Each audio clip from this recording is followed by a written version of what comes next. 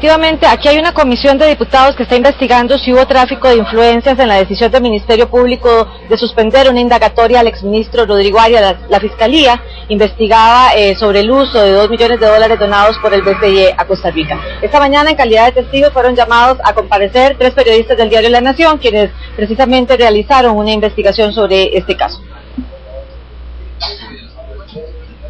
Los principales cuestionamientos de los diputados a los periodistas del diario de La Nación recayeron principalmente en la llamada hecha por el exministro Rodrigo Arias Sánchez al ministro de Seguridad Tijerino para que éste supuestamente consultara sobre una citación hecha por el Ministerio Público al exministro relacionada con el uso de dineros donados por el BCE a Costa Rica. Es enfático, don Rodrigo, en la entrevista, él niega enfáticamente.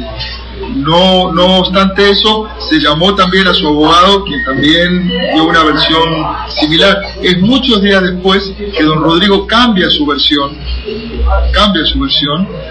por completo y ofrece otra explicación de lo sucedido.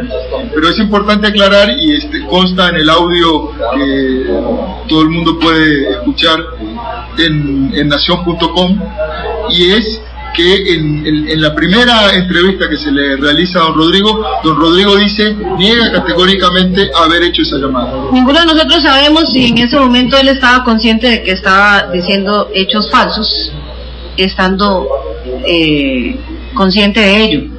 Con lo cual le digo que lo que nos consta es que don José María Tijerino admite una llamada hecha por don Rodrigo Arias a la misma hora en que don Rodrigo Arias la niega, y después don Rodrigo Arias rectifica y dice que sí, una vez que ya se conocía la versión de don José María Tijerino, que efectivamente había hecho esa llamada. Los legisladores también insistieron sobre las actuaciones del entonces fiscal general electo Jorge Chavarría y su relación con este caso.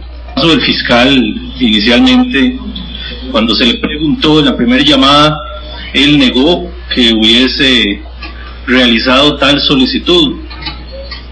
No fue sino hasta cuando yo le dije que su solicitud constaba de un acuerdo escrito, en un correo que había enviado la fiscal Lilian Gómez, fue cuando el fiscal entonces rectificó. En una segunda llamada él me volvió a llamar para decirme que efectivamente él había realizado dicha gestión ante la fiscal. Él había solicitado suspender la indagatoria contra Rodrigo Arias. Los periodistas fueron llamados a esta comisión investigadora como testigos, pues fueron quienes realizaron la investigación que reveló que el Ministerio Público frenó una indagatoria al exministro Rodrigo Arias. El Ministerio Público indaga el uso de $2 millones donados por el Banco Centroamericano de Integración Económica a Costa Rica.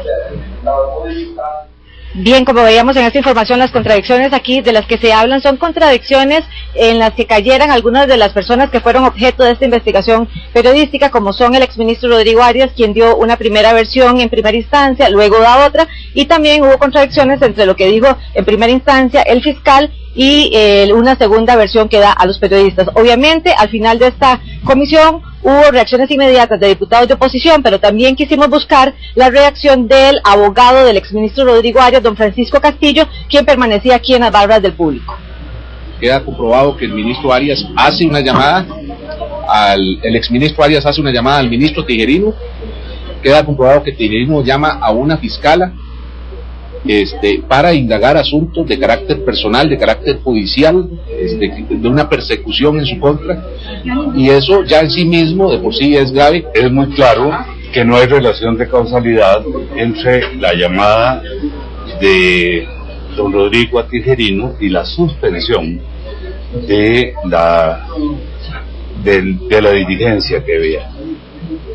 En segundo lugar, también es muy claro lo siguiente, que no ha habido suspensión de la diligencia. ¿Nos podría decir si la llamada al señor Tijerino la hizo don Rodrigo posterior a que se suspendiera la indagatoria o antes? Mire, lo que le digo es que don Rodrigo mostró un documento donde la llamada se hace el sábado. ¿Eso fue antes o posterior a que se frenara la investigación? No, señor abogado, esa fue la única. Usted puede dar fe, perdón, señor abogado, usted puede dar fe de que esa fue la única llamada. Cuando yo afirmo que una persona hizo o una cosa que la persona dice que no hizo, yo me obligo a probarlo. Ok, no, yo lo que le pregunto, señor abogado, lo que le estoy afirmando es eso. Lo que le pregunto, señor abogado, con todo respeto, es si usted puede dar fe de que esa fue la única, la del sábado, fue la única llamada. No, yo no puedo dar fe de nada.